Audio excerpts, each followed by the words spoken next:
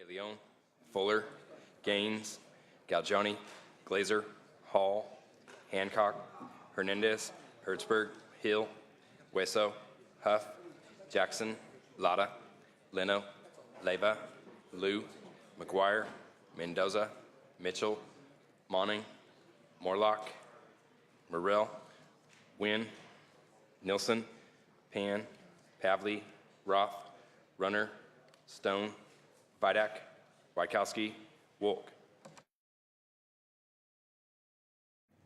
Secretary notices an absence of a quorum. Members, if you can make your way to the Senate floor so we can commence our session for today, please.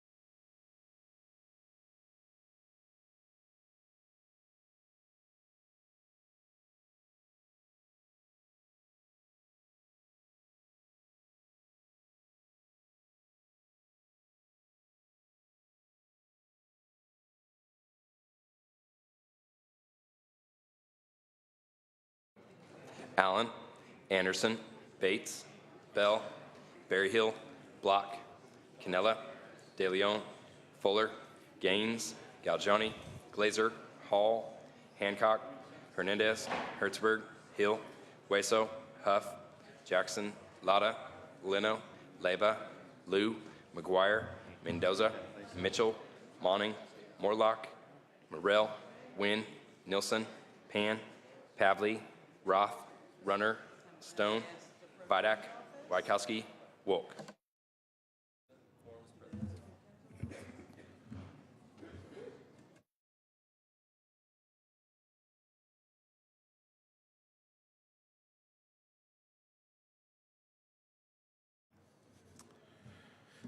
Members, a quorum is present. Would the members and our guests beyond the rail and in the gallery please rise? We will be led in prayer this morning by our chaplain, Sister Michelle Gorman, after which please remain standing. We will be led in the Pledge of Allegiance to the flag by our great Senator Bob Wykowski.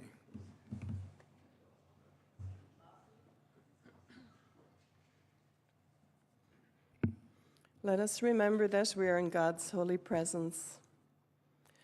According to Václav Havel, hope is an orientation of the heart.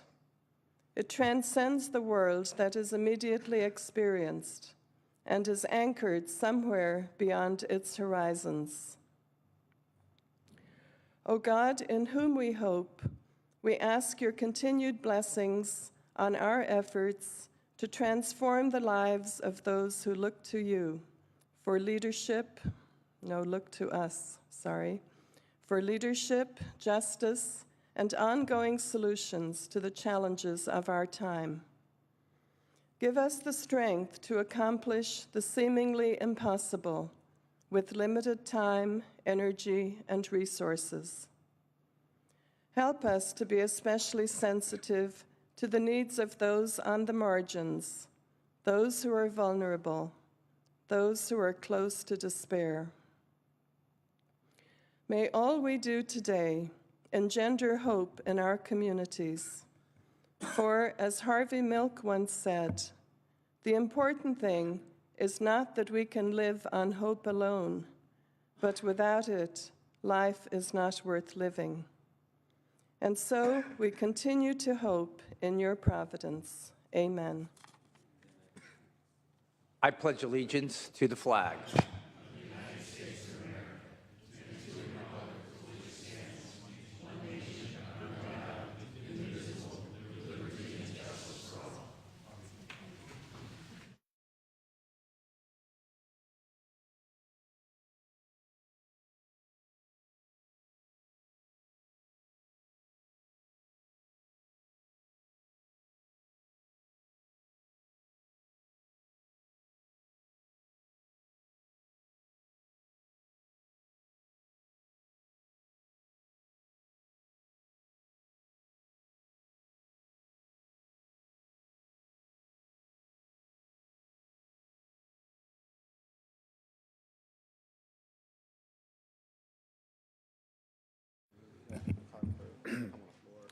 Members, we're going to move to privileges of the floor, beginning with Senator Bell.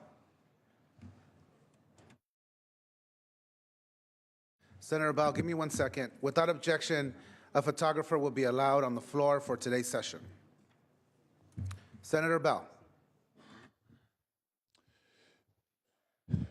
Colleagues, I would, for purposes of introductions, I would like to introduce, we have a delegation today of our Vietnamese leaders from Senate District number 15. And these are moments of incredible time of incredible bravery, loss, and sacrifice. There are moments in the time when willingness to fight for what one loves must give way to a readiness to start anew. And on April 30th, 1975, this was a moment for our people from South Vietnam. This was the day that marked the fall of Saigon and the end to the Vietnam War. To them, April 30th and the entire month of April is known as Black April. Thousands fled from their homes seeking refuge. Here in their new homes, they became Americans, but they never have forgotten their heritage, a heritage that has given them strength to overcome and strength to rebuild and begin anew. And so it's my honor to present a resolution to our delegation in recognition of the 41st anniversary to the end of Vietnam War and the month of Black April. And we're having a reception afterwards, and we welcome you to join us in room 211 after the session. Thank you.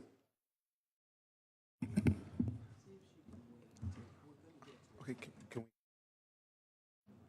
Thank you, Senator Bell. Take a second for a photo.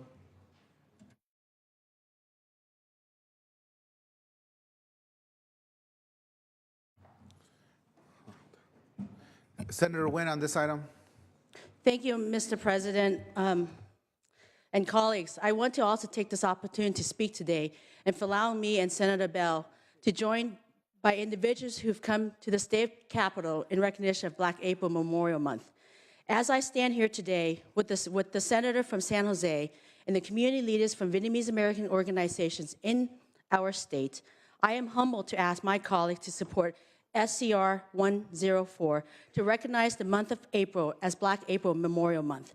By declaring the month of April as Black April Memorial Month, we provide Vietnamese Americans, veterans of the armed forces, and all Californians the ability to gather, honor, and reflect upon the tragedy rendered by the Vietnam War that ended 41 years ago. Many of the individuals here today share stories like mine of coming to America in search of freedom and democracy after escaping the communist government of Vietnam. Today, we are all grateful for the incredible opportunities that this state and the United States of America have presented to us, opportunities that would not have been available to us if we had not escaped Vietnam. As we continue to strive to achieve the American dream in our own lives, we need to continue to promote freedom, democracy, and basic human rights throughout the war. It is especially critical that we remain mindful of the current situation in Vietnam and that we urge the government of the Socialist Republic of Vietnam to improve the lives of its citizens. This resolution is supported by the California's veterans organizations, which work every day to assist our veterans in obtaining the quality of life that they deserve for their many sacrifices. I want to also, again, I want to thank our senator from San Jose, who has been diligent and has worked very hard to help the Vietnamese American community in the greater area of Santa Clara. It is the second largest Vietnamese American residence out of Orange County. And so I want to thank him. His many years of services to that community is so thoughtful and so greatly appreciated by all of us in the state of California that are Vietnamese Americans. In closing, I would like to encourage my colleagues and all Americans that we must continue to stand up for the lessons taught by the Vietnam War and remain committed to the principle of freedom, democracy, and democracy around the world. And I ask for your aye vote. Members, this is, we're going to move to Senate third reading for a second, and this is file item 20. Secretary, please read. Senate Concurrent Resolution 104 by Senator Nguyen relative to Black April Memorial Month. Members, any discussion or debate on this item? Discussion or debate? Seeing, hearing none. Secretary, please call the roll. Allen. I. Anderson. Bates. I. Bell. I. Berryhill. I. Block. I. Cannella. I. De Leon. I. Fuller. I. Gaines. I. Galgiani. Glazer. I. Hall. I. Hancock. Hernandez. Hertzberg. Hill.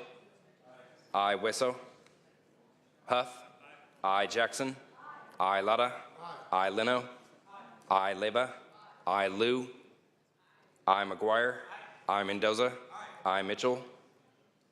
Monning. I. Morlock. I. Morrell. I. Wynn. I. Nilsson. I. Pan. I. Pavley. I. Roth. I. Runner. Stone. I. Vidak. Wykowski. I. Wolk. Call the absent members, please. Wolk, I. Anderson, I. Galgiani. I. Hancock. Hernandez. Hertzberg. Wesso. Mitchell. I. Runner. Vidak.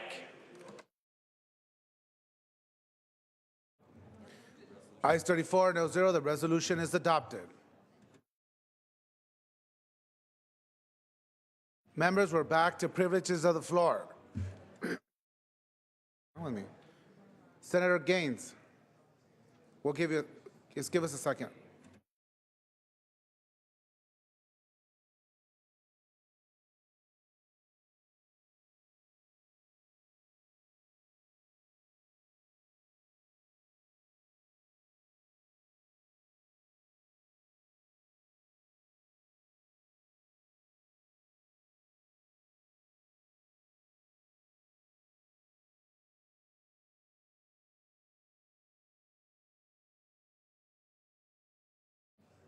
Senator Morlock, for what purpose do you ask? Objection. Without objection. I'd like to introduce Orange County Supervisor Andrew Doe from the 1st District. Thank you, Mr. President. Thank you.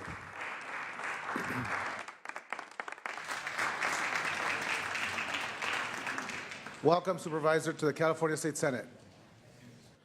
Senator Gaines at Senator De Leon's desk.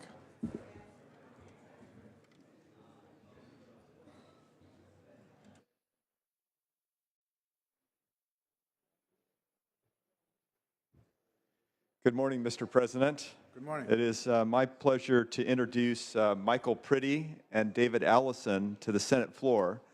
Michael and David, starting today, will be participating in the Eternity Challenge, a grueling 2,700-mile cycle journey from Sacramento, California to Quantico, Virginia. They will complete this challenge in 42 days. That's roughly 50 miles a day. The goal of this challenge is to raise $1 million to help veterans with PTSD, to give them healing, growth, and training to point them in a new direction. The men will be riding for Mighty Oaks Foundation, an intensive peer-based program that utilizes instructional sessions, camaraderie, and team-building activities that are designed to challenge the members to overcome their past experiences and move forward into a life of purpose. It is my pleasure to introduce these men to the Senate and wish them luck on their challenge. Thank you.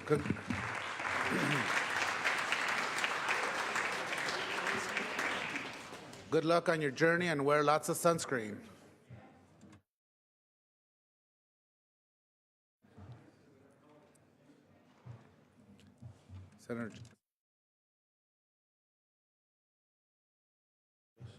Senator Jackson at Senator De Leon's desk.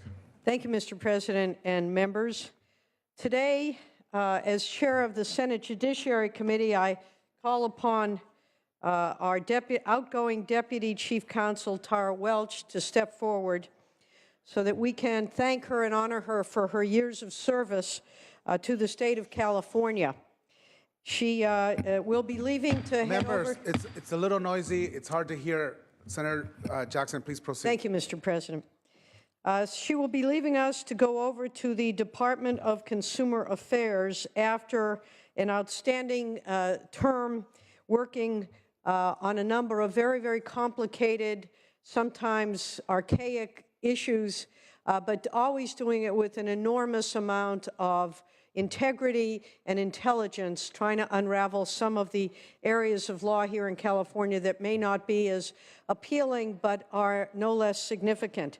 Now, Tara started off, she received her bachelor degree from the University of North Texas with a bachelor's degree in psychology, subsequently returned to school to earn her JD from Loyola Law School. In between, Tara worked her way up from being a legal secretary to a legal assistant to finally becoming a senior paralegal at a prominent trust and estates litigation firm in Los Angeles before joining us as an attorney. And now a 6-year veteran of the Senate family, she has, as I mentioned, contributed extensively to the legislative process. A couple bills that I'd just like to point out, one which is near and dear to my heart, is her critical involvement and expertise in dealing with SB 358, the Fair Pay Act, which, as you know, and which we were honored to have unanimous support in this body, was passed last year after decades of working towards that success. It was her hard work and creativity that very much played a part in our being able to bring that bill together and get the bipartisan unanimous support that it did. She also staffed SB 474, done by my predecessor, Senator Noreen Evans, dealing with commercial construction contracts and indemnifying subcontractors who were finding themselves being on the hook for shoddy work that others were doing. This, again, is perhaps not as sexy as some things, but very important, particularly in the construction industry in the state of California. She has also worked diligently to protect some of our most vulnerable constituents, our seniors, and not only staffed legislation improving our laws surrounding conservatorships and areas of the law to protect our seniors. She organized important hearings that we held on the subject, and particularly an oversight hearing on the role of the courts in protecting our increasing aging and dependent adult population. She has done an outstanding job on these very difficult issues, and it is with great sadness but excitement for her that I ask you to join with me as we send her on her way to the Department of Consumer Affairs and thank her for her wonderful service to this august body.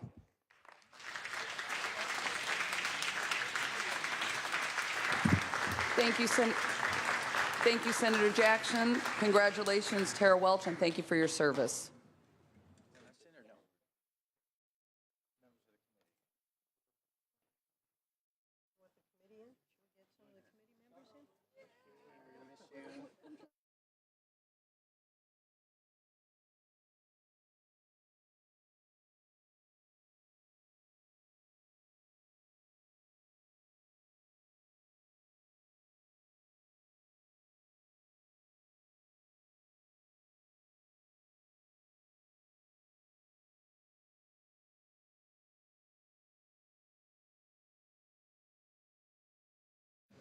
All right, members, we are returning to privileges of the floor. Senator Lara. Senator Lara at the Pro Tem's desk. Thank you, Madam President.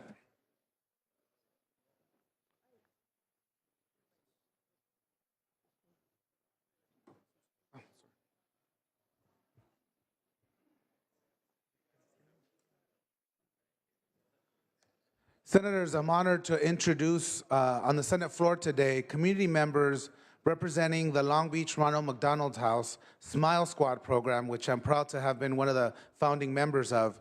The Long Beach Ronald McDonald House helps families of children facing serious illnesses and is open 24 hours, 365 days a year, providing a place for families to stay while their child is being cared for by a nearby hospital.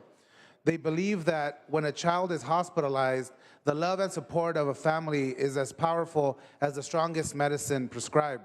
The Smile Squad's mission is to inspire youth in our community to participate and volunteer in fundraising endeavors while offering an avenue to allow all kids to help other kids. Their vision is a fun, engaging environment where youth and their families are empowered to become involved with the Long Beach Ronald McDonald House and their community.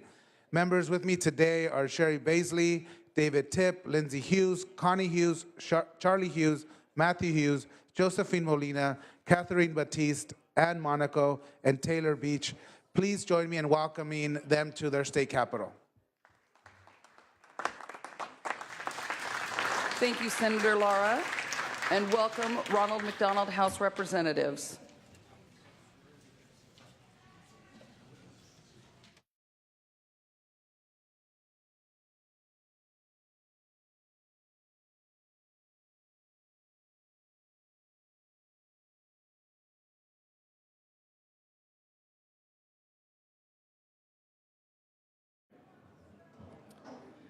Members, without objection, we will move to Assembly third reading.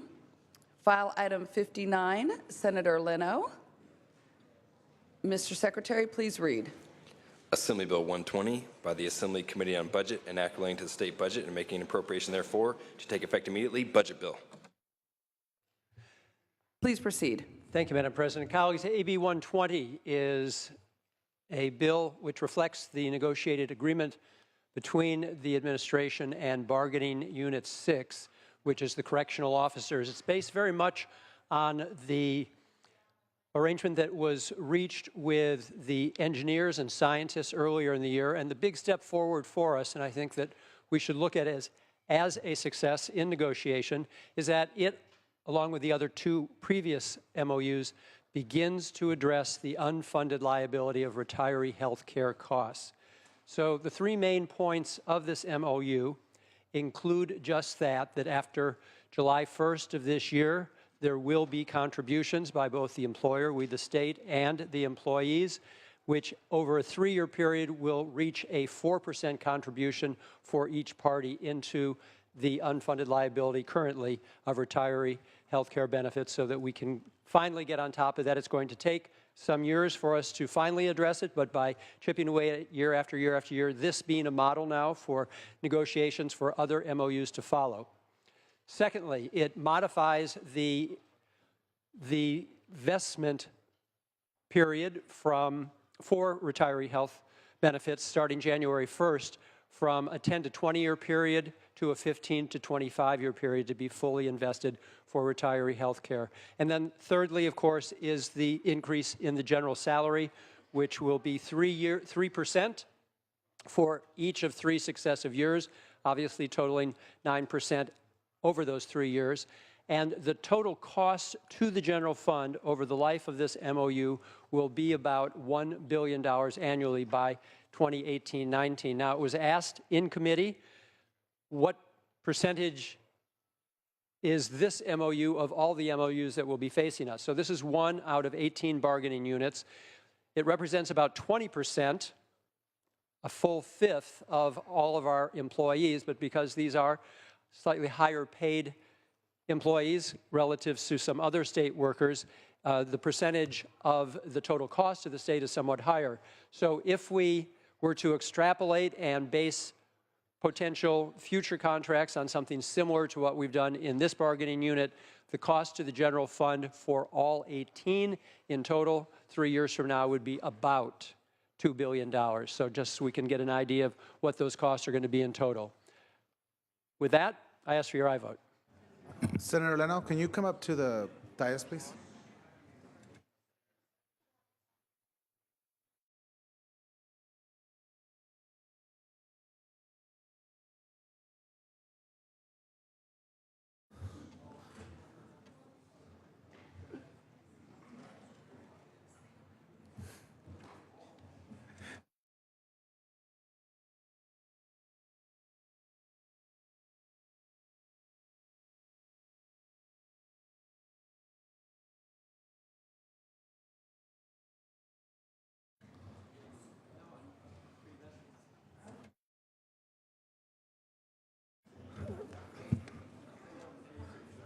Senator Leno, this is file item 59, That's AB right. 120. So I've got 2 things to present today, and I flipped them. So I promise you I won't repeat all of that when we get to the file item which deals with the MOU. I had it in my head that we were doing it first.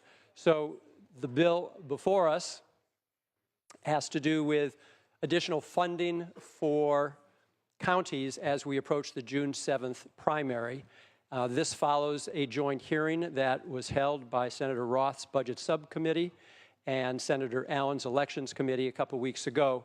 There was a presentation by the Secretary of State being forethoughtful that because of a number of unexpected factors, a surge in registration, there have been about 600,000 new registrants to vote here in California since January 1st. Additionally, the unexpected fact that California will be in play for presidential primaries, so there should be additional interest in that and potentially higher voter turnout. And then additionally, Because we, the legislature, shifted all of the initiatives to the November ballot, that means backing things up. The deadline to validate and verify all the signatures for those November initiatives, which could be as high as 19 to 21 different initiatives, are all due June 30th. So all that put together, there will be additional tasks and responsibilities for our counties in doing all that they need to do for the June 7th primaries. The bill before us would appropriate $16.3 million for that very purpose.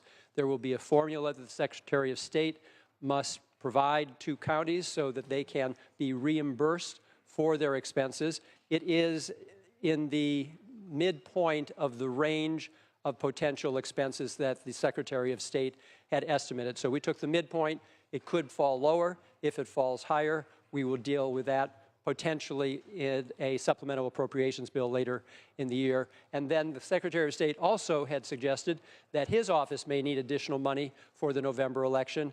The decision was that that could be dealt with in the May revise for the budget year because those would be November expenses. This will deal with the current year for expenses for June 7th, which of course is before our June 15th and June 30th end of fiscal year. With that, I ask for your aye vote. Members, debate or discussion on this item. Senator Nguyen. Thank you, Mr. Pro Tem. I want to thank our senator from San Francisco for this, the introduction of the bill. I rise to support this bill. I am pleased to see the funding for counties in this bill. I believe that voter integrity is extremely important. This bill specifically provides funding to verify signatures on citizen-circulated initiatives to avoid fraud. And so I thank you for that. Unfortunately, today in Budget Sub 4 Committee, we are going to be asked to suspend the requirement that counties verify the signatures on absentee and provisional ballots. I will oppose that motion later today. I think it is extremely important for us to be consistent and to protect the election process across the board. I urge and I vote on this bill and ask that as we go through the budget process, we do not continue to suspend the other election mandates and support funding to make sure that every vote counts. Again, thank you, Mr. Pro Tem. Members, additional debate or discussion on this item? Seeing and hearing none, Senator Leno, would you like to close? Thank you, Mr. President. One final point is that the bill also appropriates $115,000 for state operations for the elections per the request of Secretary of State, relatively minimal costs for the state operations. I ask for your aye vote. Thank you. Secretary, please call the roll. Allen. Aye. Anderson. Aye. Bates. Aye. Bell. Aye. Berryhill. Aye. Block. Aye. Canella. Aye. De Leon. Fuller. Aye. Gaines. Galgiani. Aye. Glazer. Aye. Hall. Aye. Hancock. Aye. Hernandez. Hertzberg. Aye. Hill. Aye. Wesso. Aye. Huff. Aye. Jackson. Aye. Lara. Aye. Leno. Aye. Leva. Aye. Liu. Aye. McGuire. Aye. Mendoza. Aye. Mitchell. Aye. Monning. Aye. Morlock. Aye. Morrell. Aye. Wynn. Aye. Nilsson. Aye. Pan. Aye. Pavley. Aye. Roth. Aye. Runner. Stone. Aye. Vidak. Wykowski. Aye. Wolk. Wolk, aye. Call the absent members. De Leon. Gaines. Aye. Hernandez. Runner. Vidak. Ayes 36, no 0. The measure passes. Senator Leno, Mr. President, I request immediate transmittal of AB 120. without objection. Thank you.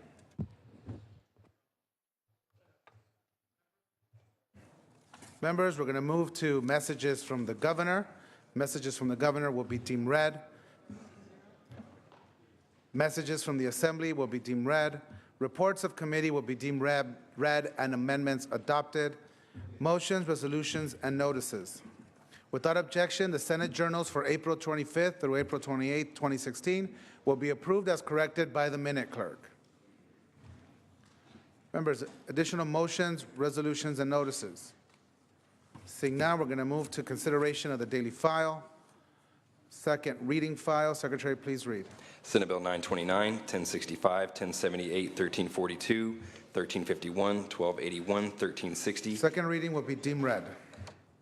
Moving on to governor's appointments, we'll pass temporarily on those. Unfinished business, members, we have two items. Item 14.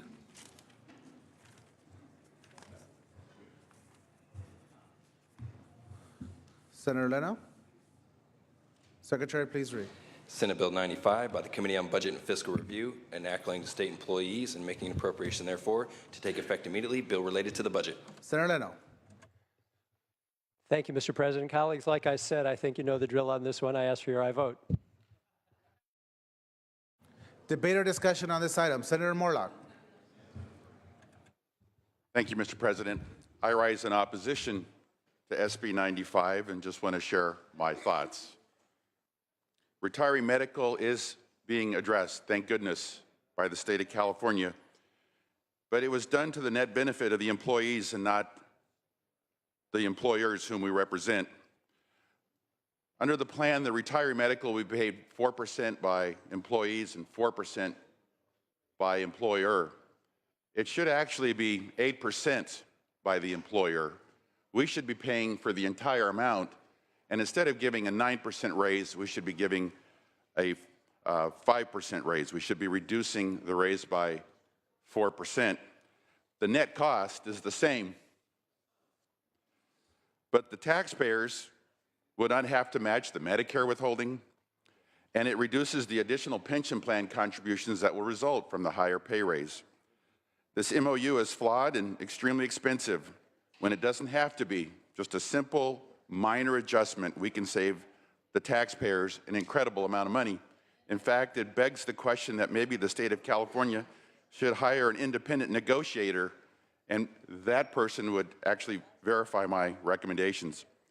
It also expands the definition of base pay, undermining the intent of PEPRA 2013. And the increased costs will further squeeze future budgets that are already facing increased CalPERS contributions. This year alone, $600 million plus. The impact from the minimum wage increase on in-home support service employees, the possible school bond of $500 million a year in principal and interest. And then we still have to deal with the other bargaining units.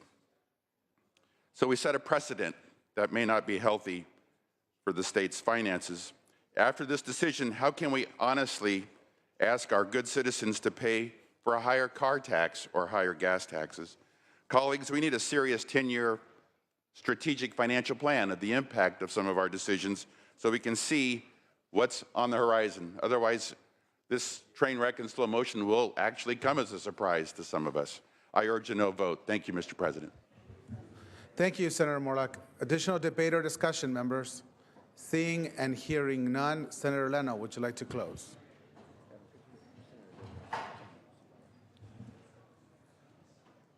Thank you, Mr. President. I have great respect for the comments and assessment of our colleague from Orange County. And in a perfect world, I would say, yes, that's the way it must be. But these are negotiated MOUs. This is bargaining unit number 6, bargaining units bargain. And the compromise was that we would take the path that we have taken with regard to raising the salaries, wages, as we've done, yes, which does have other impacts. But in exchange, for the first time, this bargaining unit will be contributing for its retiree health care benefits, and that will allow us to address a growing mountain of unfunded health care, retiree health care liabilities, something we've never had before. So that's the give and take of negotiation. I ask for your aye vote. Secretary, please call the roll. Allen. Anderson. Aye. Bates. Bell. Aye. Berryhill. Aye. Block. Aye. Cannella. Aye. De Leon. Aye. Fuller. Aye. Gaines. Galgiani. Aye. Glazer. Hall. I. Hancock. I. Hernandez. Hertzberg. I. Hill. I. Weso. I. Huff. I. Jackson. I. Lara. I. Leno. I. Leva. I. Liu. I. McGuire. I. Mendoza. I. Mitchell. I. Monning. I. Morlock. No. Morrell. No. Wynn. I. Nielsen. I. Pan. I. Pavley. I. Roth. I. Runner. Stone. I. Vidak. Wykowski. I. Wolk. Wolk, aye. Call the absent members. Allen. Bates. Gaines. Glazer. Hernandez. Runner. Vidak.